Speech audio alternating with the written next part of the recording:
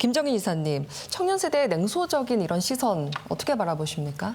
사실 온도차가 좀 있다고 말씀을 하셨지만 저는 훨씬 더 뜨겁게 느껴집니다. 왜냐면 보시면 화를 내고 계세요. 그래서 저는 이제 청년들이 안일하거나 이기적인 마음으로 좀 국가와 사회의 미래를 생각하지 않는다 이런 말씀을 어른들로부터 좀 가끔 듣는데요.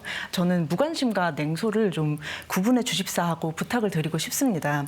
사실 냉소는 무관심과 굉장히 다른 게 어떻게 보면 가장 진지하고 또 뜨거운 시선이에요. 왜냐하면 이 문제를 정말 내 문제로 진지하게 받아들이고 그리고 자신이 대응할 수 있는 모든 방법을 끝까지 고민해봤는데도 내가 개인적인 차원에서 어떻게 할 수가 없으니까 화가 나서 방어 기제가 좀 발동을 한 것이거든요. 그래서 조금 더 차이를 말씀드리면 40대 이상의 기성세대 분이 이제 저출생 문제를 받아들일 때는요, 이제 국가와 사회의 미래를 좀 걱정을 하십니다. 사실 이제 공적 담론에서는 그게 맞고요.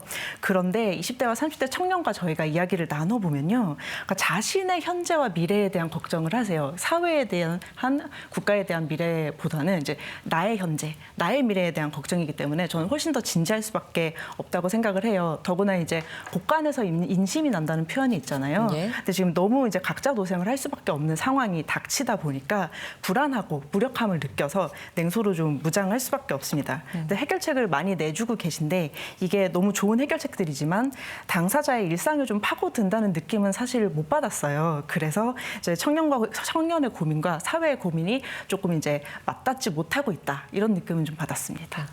어쩌면 이게 말씀하신 게 뜨거운 냉소라는 조금 어울리지 않는 키워드로 정리를 할 수 있을 것 같은데 정책 담당자인 저출산 고령사회위원회 부위원장 지금 나와 계시지 않습니까? 네. 청년들 이런 반응 어떻게 느끼십니까?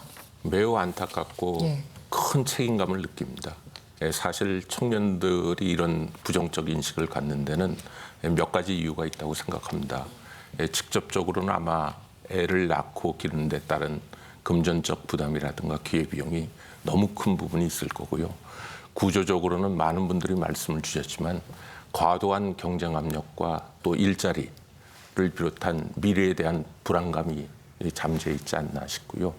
사회적으로 보게 되면 사회문화적 인식이라든가 가치관 변화가 있었다는 점이 느껴집니다.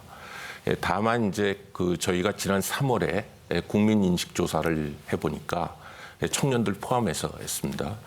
저출생 심각성에 대해서 그래도 10분 중에 9분이 공감하고 계시고 무엇보다도 이상적인 자녀 수가 얼마냐라고 저희가 한번 여쭤봤어요. 네.